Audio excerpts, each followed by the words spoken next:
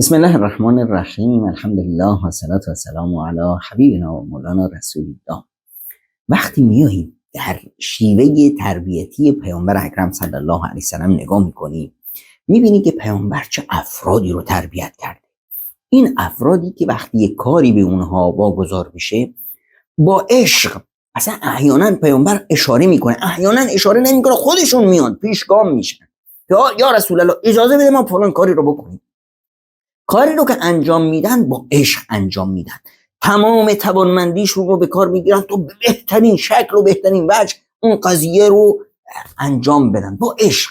این کار عاشقانه، کاری که دیگه طرف خودش رو گم میکنه در و تفنن میکنه تا این کاری که به اون واگذار شده یا داره انجام میده طوریش بکنه که خدا رو از خودش راضی بکنه. یعنی خداوند متعال به ما میگه و قل اعملوا فسیر الله عملکم و رسوله و المؤمنون.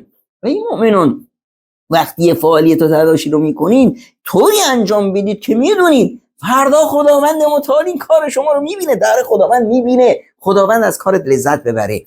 رسول الله وقتی میشنوه تو چی کار کردی بهت افتخار بکنه، لذت ببره. مؤمنان وقتی میشنوه ازت یاد بگیرن و تو رو الگو قرار بدن، بگن دمت گرم. اینجوری تربیت نبوی اینجوری هست. میبینی مثلا یه وقت پیامبر یه توصیه ای میکنه، موندیم چطور اینو بفهمیم.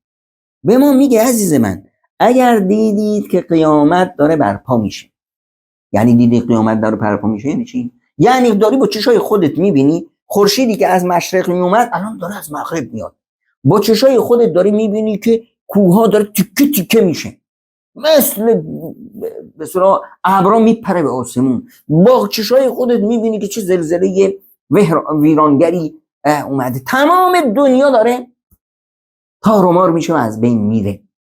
تو اومدی بودی چیکار میکنی؟ تو یه نهالی دستت گرفته بودی میخواستی این نهاله رو بکاری، اما قیامت دیگه برپا شد. پیامبر اکرم صلی الله علیه وسلم میفرماید تو رو کاری به اون قیامت نباشه، تو اومدی نهالت رو بکاری، اگر میتونی بکارش قبل از این که قیامت برپا بشه.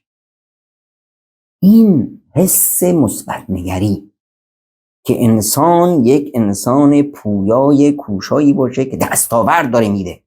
دستاورد آقا دنیا داره ویران میشه، این نهاله رو بکارم واسه کی؟ دنیا ویران میشه. تو میتونی جلوی ویرانی دنیا رو بگیری؟ نه. اما میتونی این نهاله رو بکاری؟ میتونم. پس بکار. تو کارت نباشه که این نهال فردا کی ازش استفاده میکنه یا نمیکنه. تو کاشتیش، هدفت چی بود؟ خدمت به جامعه، اجرت رو بگیر. تو که میکاری به این امید که این نهال بزن بشه و بعدها هزاران نفر از این استفاده بکنن، بکارش و اجرت رو بگیر. این شیوه تربیت رسول اکرم صلی الله علیه و سلم هست که صحابه رو بر این منوال تربیت کرد.